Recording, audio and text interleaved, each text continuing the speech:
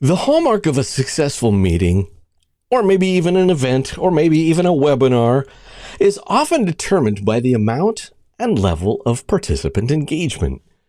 And now you know it instinctively, but what can you do about it practically? Well, I'm glad you asked. Hello and welcome to Increasing Learner Engagement through Applied Improv. I'm excited about this topic. My name is Roger Courville, and welcome to another episode of Thought Leader Conversations, sponsored by the crew here at Virtual Venues, where you can instantly scale your virtual and hybrid event production team with a crew that helps you focus on something more strategic than the tech and logistics. But we're not here to talk about us, and I'm excited to welcome to the virtual stage Izzy Gesell, a CSP. We'll get back to that.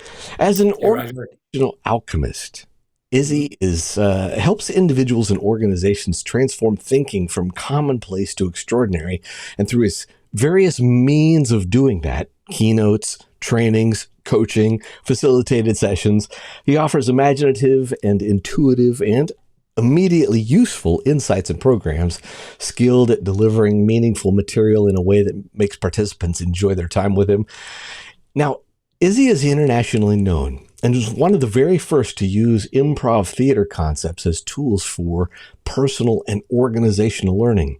Author of multiple books, including Playing Along Group Learning Activities Borrowed from Improvisation Theater and Instructional Moments, Facilitating with Applied Improv, has authored a couple video courses, those learning courses on LinkedIn Learning, Essentials of Team Building, Humor in the Workplace, and here's one of my favorite parts. Recognized by his peers, has earned the highest earned award from National Speakers Association called the CSP, the Certified Speaking Professional. I know how much work goes into that. Izzy, I'm glad you're here. Welcome, and tell us a little more about who you are and what you do.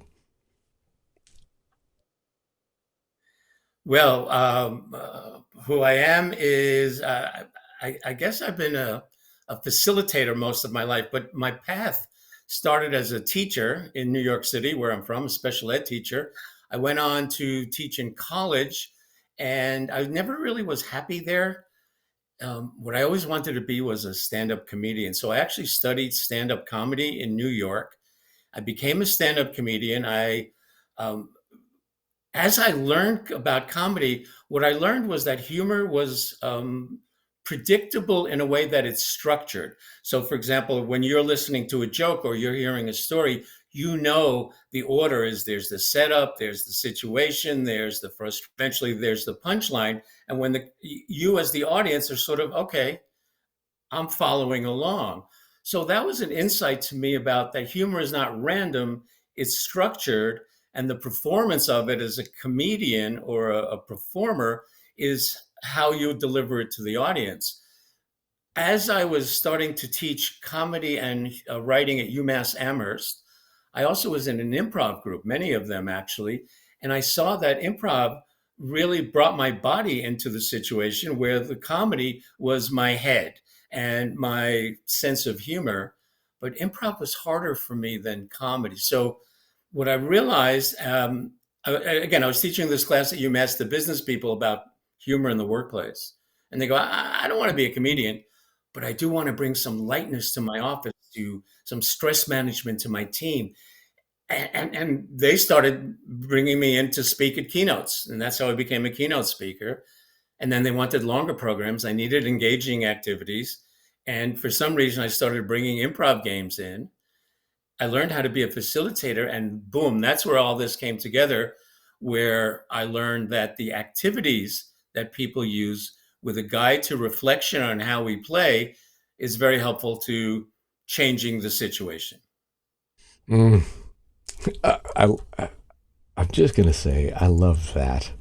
I love how our own stories kind of shape how we connect and communicate and help others connect and communicate. Just so you know, your video froze just a little bit, but that's okay. Your audio came through perfectly clearly. And for those of you who are listening and watching, well, you can find out about more about Izzy at izzyg.com, IZZY.com, because I'm going to guess you're going to want to connect with him. IZZYG. I'm sorry. Yes, IZZYG, which is just actually a killer website, by the way. That just rolls off the tongue. IzzyG.com. Izzy, Yeah, just I'm old. I've had it for a while. just so we set the table, what is, in your definition, applied improv?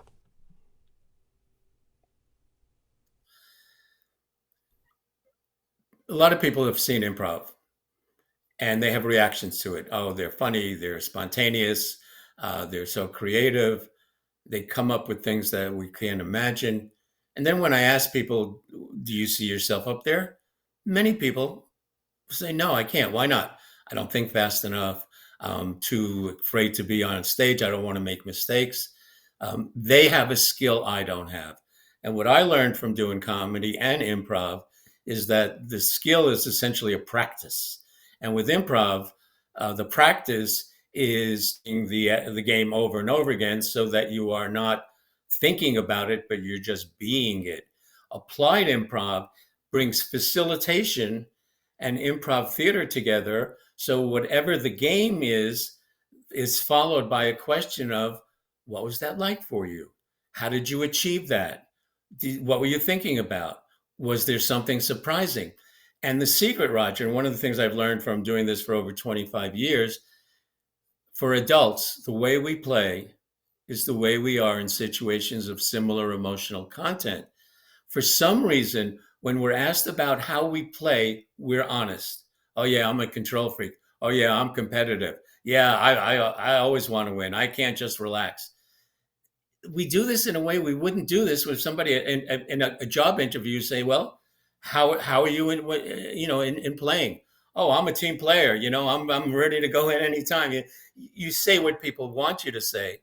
So as a facilitator, I began to see that when people play, they tell their true story and they're able to discern their own behavior in an objective way and then learn from that. The question basically is, what were your thoughts, feelings, and actions in this particular game?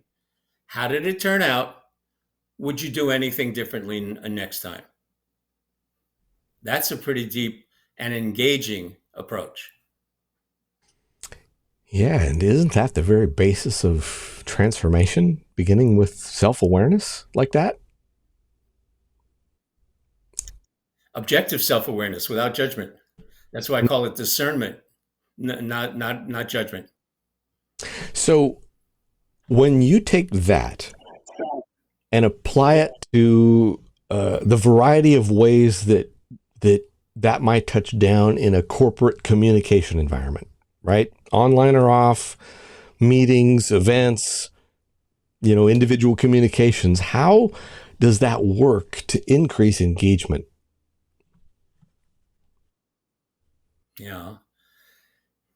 When I coach folks, one of the things I realized is that program design and the flow of the session, whether it be a short meeting or a longer meeting, is not really taken into consideration. It's like, what's the agenda? How much time do we have? Who's got to speak? And we break it up into boxes. What I'm encouraging people to do is see the entire time, beginning with when you invite people, as a complete entity. So the engagement is, how do you get people engaged to feel part of the process rather than just observers? Because I would say, because if you watch an improv game, if you watch an improv team, you play along from your couch or the seat in the theater or on the stage, but without the risk.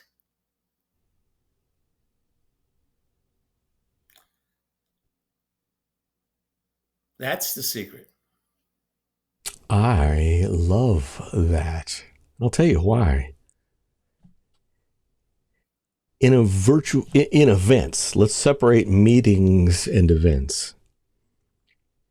A meeting we tend to think about as something happening from 1 to 2 p.m. and I show up, I participate or I don't participate, and then I go home or move on to the next thing. But an event has a life cycle, right? Whether it's in person or online, an event begins with an invitation and registration, and then here's the confirmation email, or here's your instructions about how to participate in the event.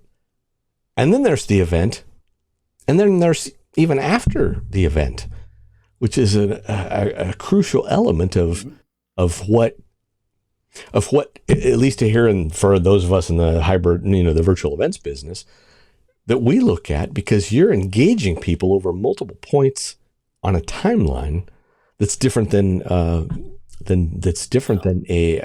meeting, quote unquote. And so I appreciate that perspective, saying, engagement begins before and continues, potentially continues after. So let's just talk to the elephant in the room. Aren't games, broadly speaking, irrelevant or silly in the business world? They are, if they don't have a purpose and an examination of relevance. Yeah. Keep going. But Roger, but Roger, people play games in businesses all the time. They go to a conference and a day is set aside for golf, or there's the fun activities. The games themselves are tools. The real gift in the event is to get people to participate physically, mentally, emotionally, and spiritually, having fun. That's the fun part. And at the same time, the marketer or the person putting on the events needs to be able to get the people who are participants to see some perspective they're not aware of. That's, to get them to go from no, I don't want it, to yes, I'll consider it. So it's not necessarily no, I don't want it. Yes, I'll take it. It's no, I don't want it, but I'll listen to some more. So what I do is, like I said to you, an example is, there's an activity called 6 Words Story. I'll offer it to you. You can play. And what I do is I send out in various forms. If you're coming to a conference, or if you're coming to my workshop, I will send out in the pre-work, I will ask you to contribute something about yourself that most people don't know. And I want you to do it in exactly 6 words.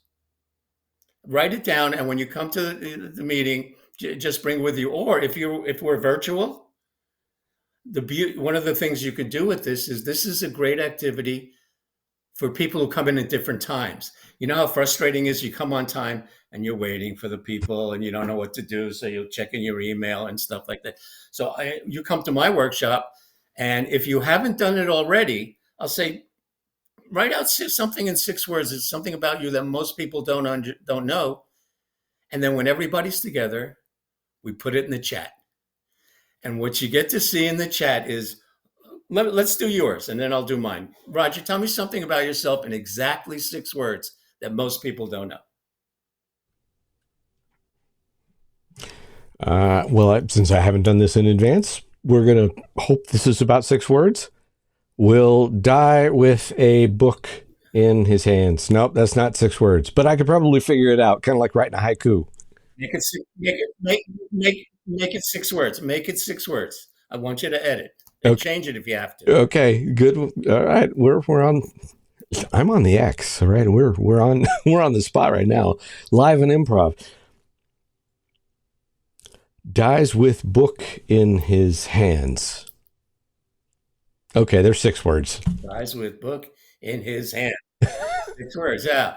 So here, and what happens is, in the chat or in person, when people read it, they go, oh, you went to Antarctica. Oh, you own a motorcycle. I own a motorcycle too. Right. Well, I didn't know that about you. We've been working together for 5 years.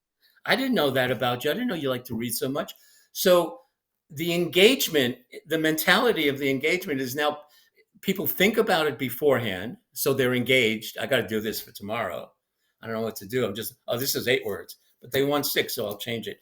And what I saw in you is something that uh, a lot of people do. Everyone seems to do is it throws you off a little bit because you haven't done it before, and it's the restriction that makes you uncomfortable.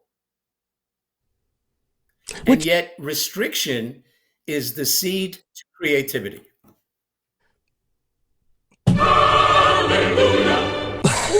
yes, my friend, you just nailed it. And that's the power of haiku. So frequently, I'm an early bird, and my wife gets up a Yeah. little later, and frequently I'll write her a haiku in the morning. I even published a whole book when we got married. Published her a whole book of these haiku that I've written for her over the years. But that's the power of haiku, right? I mean, 5 syllables, 7 syllables, 5 syllables is that constraint. And rather interestingly, that drives creativity. And even as you were talking, and I'm going to share an idea and then hit the tennis ball back in your court. I was thinking about the difference between facilitation and presentation. And because, learning and development or meetings tend to happen in smaller groups where facilitation and that opportunity to ask questions and facilitate maybe peer-to-peer interaction is a little different context than, say, if someone's doing a presentation to a couple hundred people. And yet, you identified something that is really powerful about the transformation of a medium from in-person to online. If you gave somebody a little pre-work, hey, write your story in 6 words, and then, you show up and you type it into chat. Here is a psychosocial difference that happens because of the transformation of the medium, right? If I'm training an in-person group and I got 20 people in the room and I say to every one of them, introduce yourself, keep yourself limited to 1 minute and tell me your story, it takes you 20 minutes minimum to get through a set of introductions. Why? Because it can only be sequential. But when you do it online, you could say, type it into chat. And now it could be 200 people, it could be 800 people, and it's all simultaneous. Meaning you could summarize in a couple minutes what would have otherwise taken you a whole, 20 minutes or more. And that is a really powerful difference that could even be applied in the context of a webinar or a virtual event. I'm not saying it's right or wrong, or you do or don't want to do that, but you just perhaps instinctively, yeah, because of your experience, you just kind of instinctively described something that is an essential element of being self-aware as a presenter or facilitator or a communicator. Yeah. And I would ask you, Roger, give me let's talk a little bit about your process from your first offering, which you go, oh, no, because you started from logically and you started with a word you wanted and you finished that sentence. And then you began to see, well, I have this restriction. So would you share your thought process and how did you get to, we'll die with a book?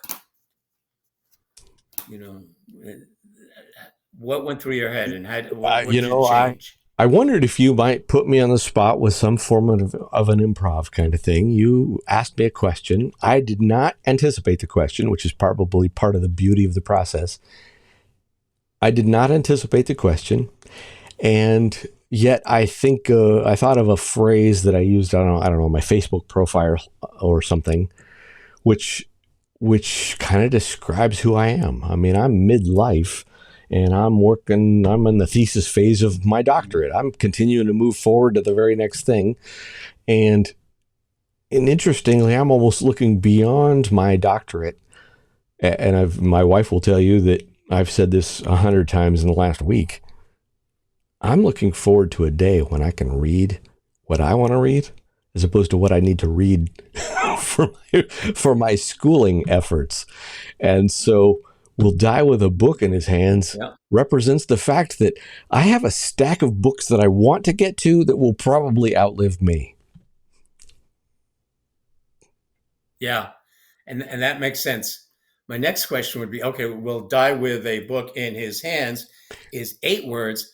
The requirement was 6 words. What did you do to alter it so that it fit within the restriction? Yeah, what did I do? I don't even know how conscious that was, other than thinking of contractions or rewording, right? Because you gave a constraint. Yeah, yeah, Wait, and by the way, I'm gonna side road yeah, here. This is part of what we do when we yeah. promo on LinkedIn or Twitter or something like that. In fact, even for this session here, I have a title slide that if you were looking at the YouTube video, that visual is something where I'm always trying to take the topic and boil it down into something that works on a little visual that works in a small thumbnail on YouTube. So anyway, to your point, I was Yeah, just kind of like on the yeah. spot going, okay, how do I use contractions? Can I drop a word or two and still, to get to the 6 words, and away we go. You're creative. This is what again. So this is a warm up game. It has certain purposes within the design of the program. In person, I do the same thing. I've done this with hundreds of people. What you do in person is you write it out and you share it with the people at your table. And then maybe, you go on. What the lesson is for me is that we think that there's only one way for a solution, and we think logically, and then we have to work within the restriction. And we do that through our self talk. Once you believe you can do it, you figure out a way to do it. And that's what you did. You also, one more thing, Yes. you were able to let go of the fact that what you said was the only thing that could be said that would deliver the message. And that's creativity. There was something that you said in kind of your opening explanation or introduction of yourself that caught my attention. You, in passing, mentioned the kind of person who thinks, I don't think on my feet. And, fortunately, the good Lord blessed me with figuring out how to think on my feet in that kind of a context. But I will also say the reason that caught my attention is because one of my best friends is a highly intelligent guy who is not one of those think on his feet kind of people. He very much takes time to ponder and comes up with brilliant solutions, right? But he's not the think on his feet kind of person. Where and how does what you teach help those who don't think of themselves as that think on your feet kind of person? Mm-hmm. Mm-hmm. It goes back to the misperceptions of improv. People think improv is about thinking fast and being funny. And really, the reason that improv people seem so fast is not because they think fast, it's that they don't think very much at all. It's the delay in thinking that slows us up. Oh, something happens. What am I going to do? What's the consequences? Well, you got to look around. You start to learn in improv because you're with a team, you're with a partner. The risk is I will reveal my true self, so I'm vulnerable. But whatever I do, someone will back me up, and I don't have to be perfect. And maybe what I say will spark someone else. So it's not so much about thinking faster. It's about letting go of all the judgments we make before we act. I'm just going to give a pregnant pause to let what Izzy just said set in. Izzy just say that again? That is money. If you're listening right now, listen to what comes out of Izzy's mouth right now as he repeats what he just said. Improv people are not necessarily faster, funnier, or more spontaneous than most of us. They seem that way because they practice. So all this work the applied improv is a practice. But improv people and spontaneous people who think on their feet, really, it's about letting go of judgment and taking a risk about saying whatever comes up. So you have to be able to be confident and vulnerable and not try to be perfect or the best. Izzy, how does applied improv affect the retention of information?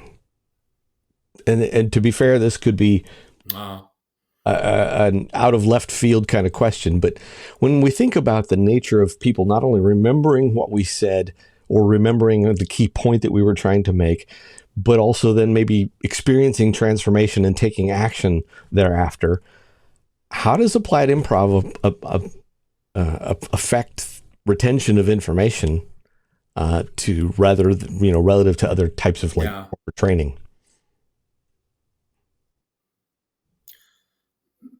Powerful question. One way to look at it is that improv is somatic. You include your body, not just your head.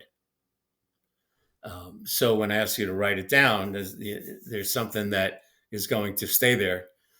Also, games are engaging, and we remember being in an engaging situation more than we remember just hearing data. This is why stories are so important.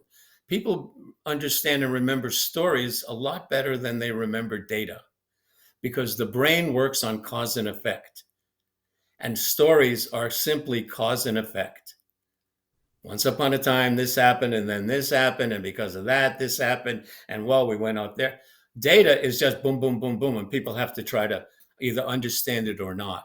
So the retention is the experience, the focused experience, plus the reflection back. So you will remember the next time maybe you do something like that, you go, okay, I have to do this by only turning left. I'm gonna try it. I'll see. If I don't turn left all the time, I'll start over. But because you did it and you reflected on it, and it was real. The question was, what did you do, feel? That's what I think happens. Izzy, when you get a call from a client with a challenge who finds you and your message compelling enough to give you a call and go, okay, is Izzy the right person to bring in for training, consulting, or whatever? What are the things on their heart? What are they running into? What are the challenges that they're experiencing that they think you might be able to help them with? Yeah, I appreciate that question. My last job a couple of days ago was for the board of a nonprofit organization, their first meeting. And what they wanted was, they were a contentious group. They wanted, the person who called me wanted them to feel more compatible, bonding. And so when you play the games, even the 6 words, you know more about each other. So that's one aspect. Another is creativity and innovation. How do we get people to take risks about taking ideas, even though we say, oh, it's just brainstorming, no wrong answers. People don't believe that. They're still vulnerable, and they're not sure because you're wrong. So after an hour, at least maybe an hour and a half, we play 3 or 4 games, and you begin to see that it's okay to take a risk because you're with a group of people who are taking a risk also. So everybody's in an equal vulnerable place. I also tell people at the beginning of every one of my programs, if you don't want to participate, you don't have to. I will be asking for some volunteers. Most of the games are playing with 2 or 3 other people, but I will have some people up front. If you don't want to do that, that's fine. And when I ask for a volunteer, I will stand there. If no one volunteers, I will stand there and I will be comfortable.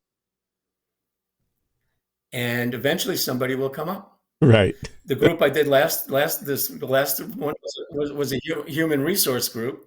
And I asked the person who came up, why'd you come up? She says, I felt bad for you. I love that. And what I did not ask her was, What makes you think I needed help? What do you think she would have said? What eventually, if the conversation would have turned around, that she would recognize that it was her discomfort she was going to save, not mine. I purposely relaxed. I've done this 500 times. I know somebody's going to come up. I'll stand it because I know someone will feel uncomfortable enough to do that. Right. So that's what I think. That's the applied improv example. Just because my background was saying, how do we adapt communication to the virtual environment? I've done the same thing. And interestingly, that same level of discomfort is almost amplified when it's online, because we're so used to digital media talking and making noise at us like incessantly, continually, that just a few moments of silence feels really weird. And that's an effective It really technique, does. online or off. I want to dig in I a can tell little. you a story. Go for it. Okay, and then you could dig in Yeah. about silence and applied improv. I'm at a conference. There's round tables. The game we played was called One Word Story. Everybody has to give one word to build a story that has some commonality to it. There's no time limit to it. It's just say it whenever you want. So there's 5 or 6 people on this round table. I asked the folks, how was it? Were you successful? One of the people there, a woman, raises her hand and says, I was not a good teammate. Oh, why not? I didn't answer fast enough when my turn came up. Well, I said, I purposely made sure that there was no time restriction. I didn't mention it. She said, I heard you, but I didn't believe you because nothing in my life has no time restriction. And then I could see the light bulb go off in her head. She said, oh my goodness, now I see why my direct reports are so nervous when I come into the room. What she realized was that she carries a sense of urgency around with her when it's not necessary, and that affects other people. And that's the way applied improv works. Remember, I said the way you play is the way you are in situations of similar emotional content. That's one of my beliefs. This is an example of that. You see the real you because you're not defended against it because you're just playing a game. But the game is you. And if you're brave enough to say, okay, this is how I am in the outside world, you can change. That, my friend, is a powerful story. And I'm sitting here thinking about, oh, how did I respond when when you asked me for my 6-word story?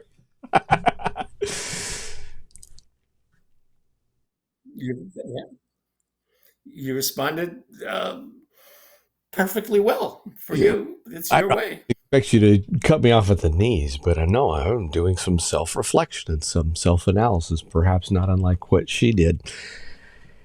But back up a little bit to you were sharing and you used the word brainstorming. And because as a consultant, I've often worked people through what I consider like a 3-step process. This was not mine. This is something I learned somewhere.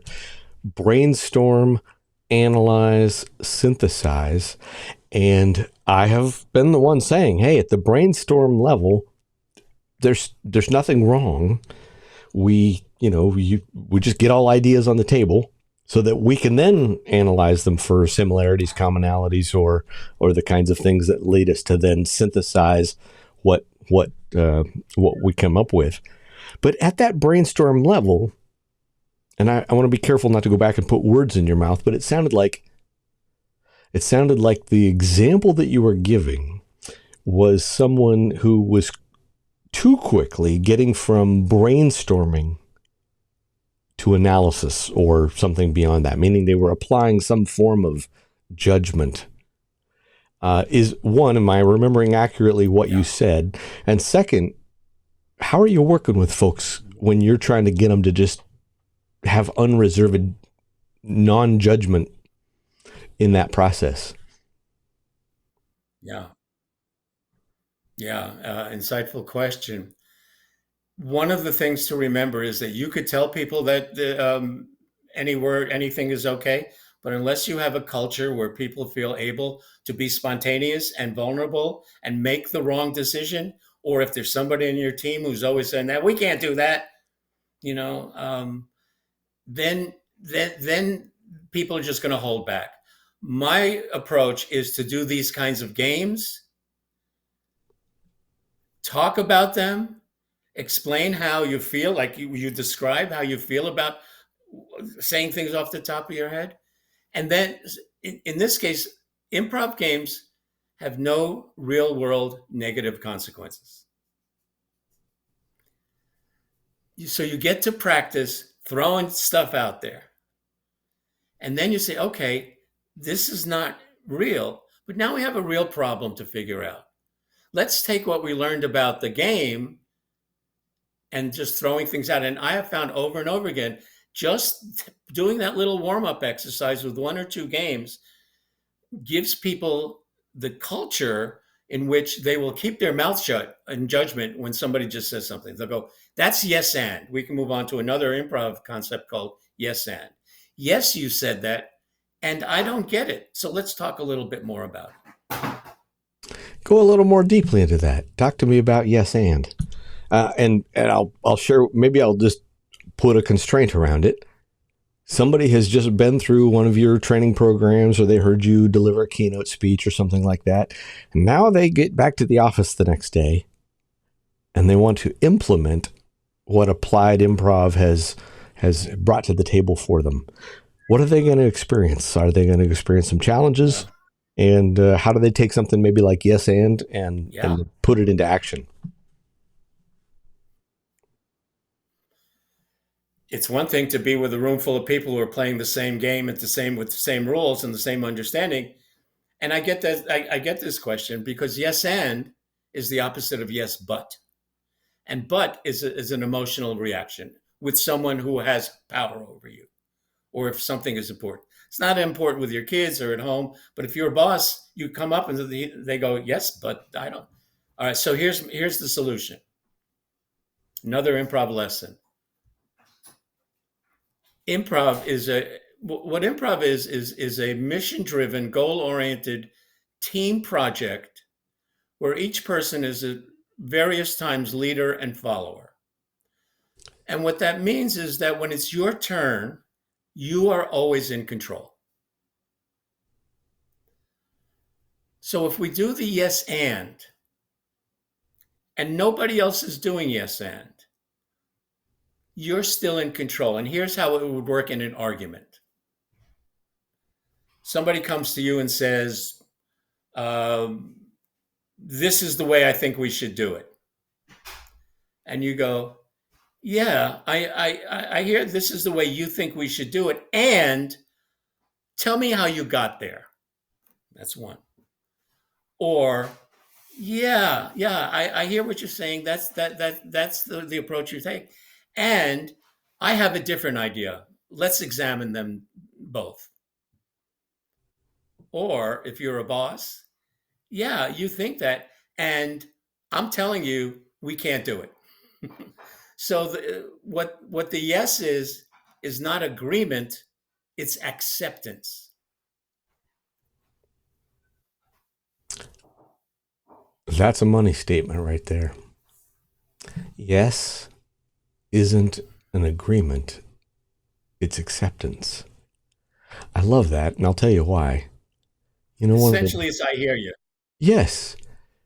One of the most critical challenges that each and every one of us has is being heard, or the desire to know and be known, right, in a way.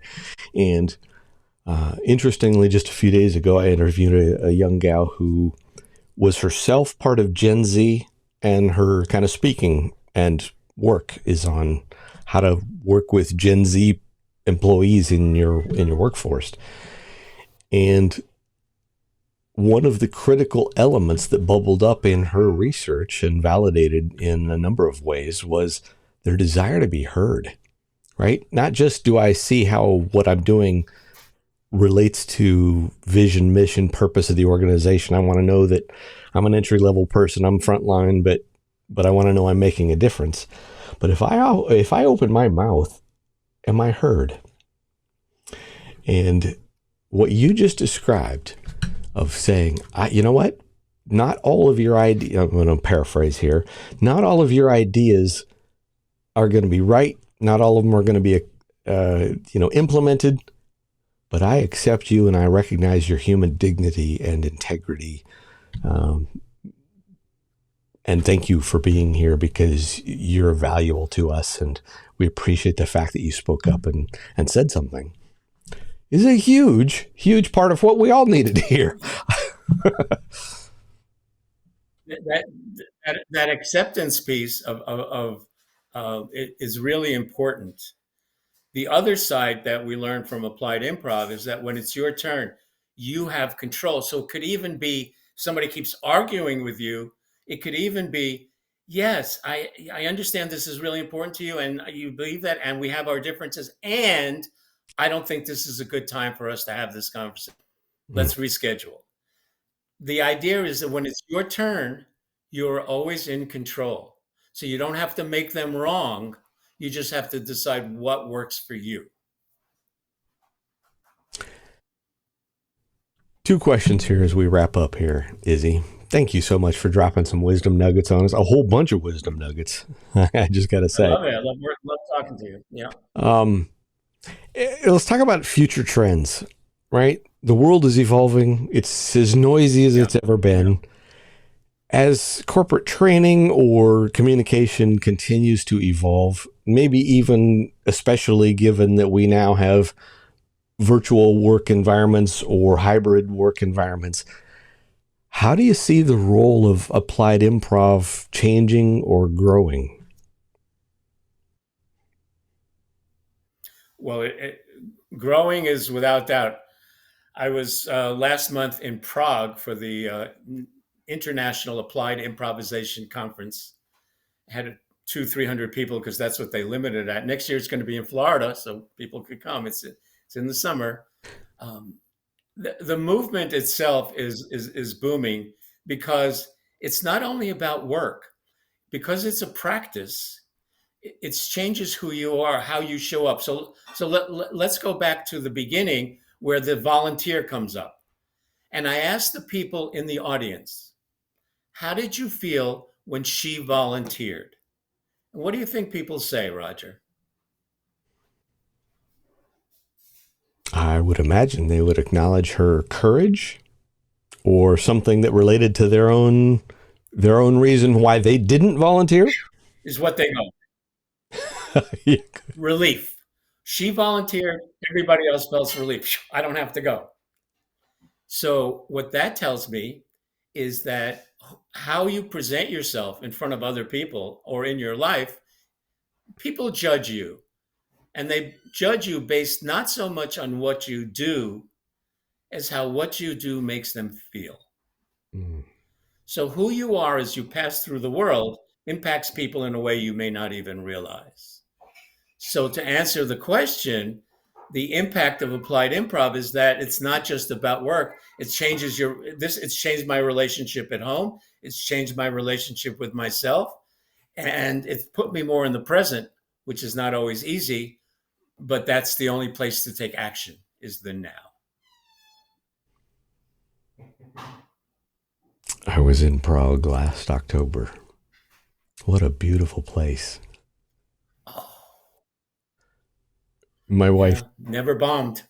Yeah, my wife is from her heritage is Hungarian, so we did Prague, and then we did the cruise down the Danube, and then Vienna and Budapest. And me too. I did that. Are you serious? It was wonderful.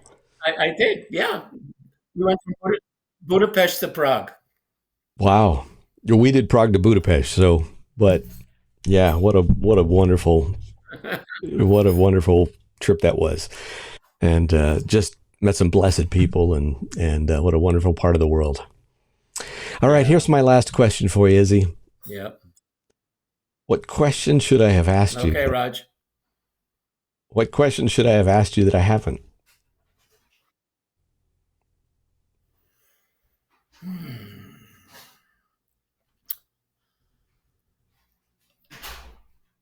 I think, the question that you could have asked me, but you didn't, was how, in this world that we live in that's very contrarian, um, how will this work to make people feel more secure? In other words, um, what can we do to spread this concept outside of particular businesses? And because it's a global perspective. And my answer is play with your family, do it with your religious institutions, volunteer. First of all, learn improv. Take some improv. Stay connected with me, and I'll give you some activities to play, and then bring it into your life, because that will change who you are in the world, which will change the world. That is a question that I wouldn't have thought of, and I so appreciate it. IZZYG.com.